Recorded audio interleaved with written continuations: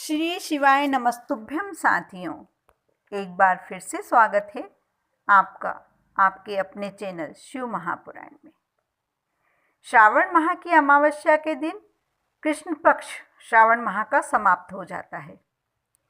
श्रावण माह की 2021 की अमावस्या तिथि का आरंभ हिंदू पंचांग के अनुसार 7 अगस्त शनिवार को शाम 7:13 से शुरू होकर 8 अगस्त रविवार को शाम 7:21 तक रहेगा। सूर्योदय के अनुसार अमावस्या 8 अगस्त रविवार को ही मानी जाएगी। श्रावण माह की अमावस्या को श्रावणी अमावस्या या हरियाली अमावस्या भी कहते हैं। हरियाली अमावस्या के दिन पितृ पूजन, पिंडदान, श्राद्ध कर्म, तर्पण इत्यादि किया जाना चाहिए। इस दिन पितरों के निमित्त किया हुआ कार्य पितृदोष दूर कर देता है और हमारे पितरदेव प्रसन्न होकर अनेक आशीर्वाद प्रदान करते हैं। पितरों के निमित्त हरियाली अमावस्या के दिन वृक्षारोपण, चाहे वह कोई सा भी वृक्ष हो, जैसे पीपल, बड़, नीम, अशोक, बेल या अन्य वृक्ष भी लगा सकते हैं। वृक्षारोपण करने से हमारे पितरों को बहुत शांति मिलती है।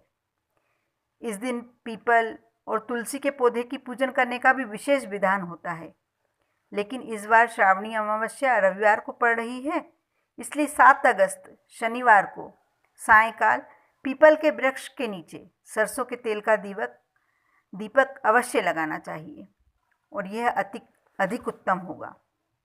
रविवार के दिन पीपल के वृक्ष के नीचे नहीं जाना चाहिए, इसका विशेष ध्यान रखना होगा आपको।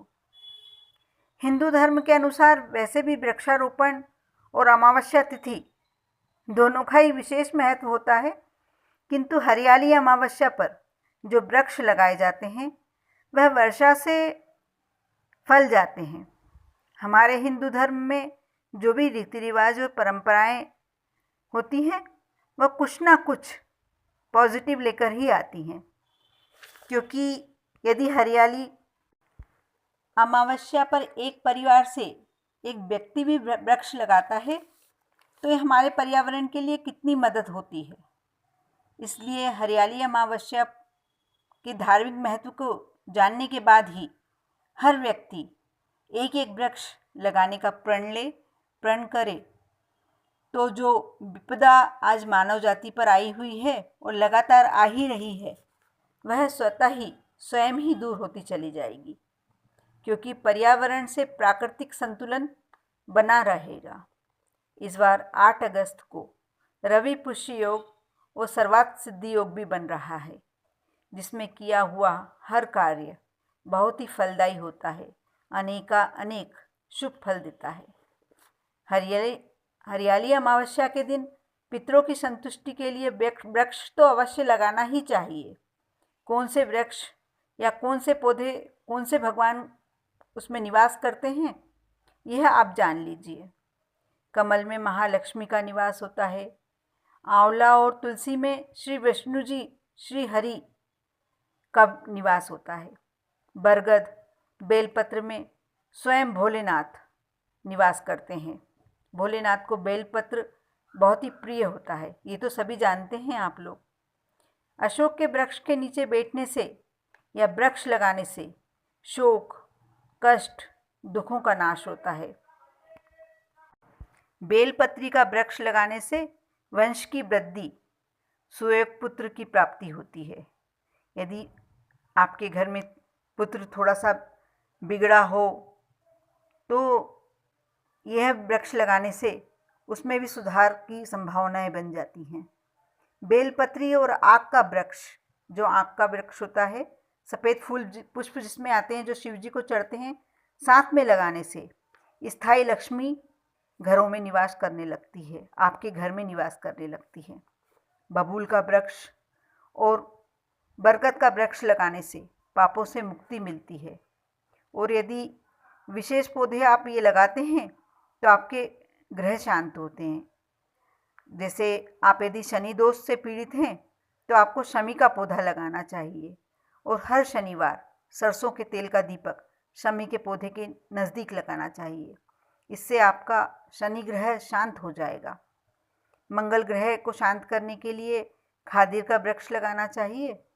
सूर्य ग्रह को शांत करने के लिए आप आक का पौधा लगा सकते हैं।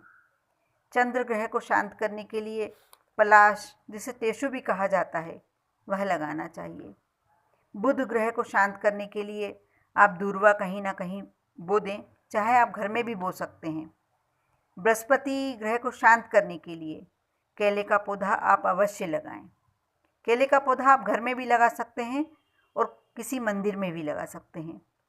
यदि आपका शुक्र ग्रह कमज़ोर है तो आपको गूलर का वृक्ष अवश्य लगाना चाहिए।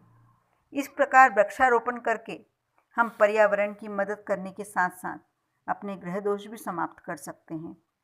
हरियाली अमावस्या को किसी ब्राह्मण या किसी गरीब व्यक्ति को भोजन करवाकर आपकी जैसी शक्ति है यथाशक्ति अनुसार आप दक्षिणा दें या वस्त्र दान करें, इसका बहुत ही अधिक महत्व होता है। इससे हमारे जो भी रोग, कष्ट, दरिद्रता सभी दूर हो जाती हैं और हमारे यहाँ लक्ष्मी का आगमन बढ़ जाता है।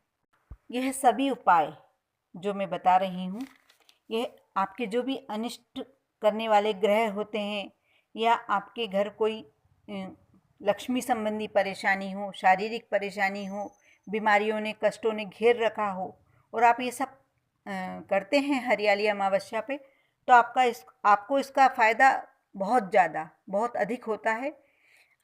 यह सब अपन देखें तो अपने को नहीं मालूम पड़ता है, लेकिन धीरे धीरे अपनी ज़िंदगी में सुख का अनुभव अपने आप होने लगता है।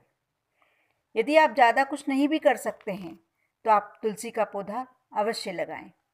यह तो सब लगा ही सकते हैं, अपने घर में भी लगा सकते हैं, मंदिर में भी लगा सकते हैं।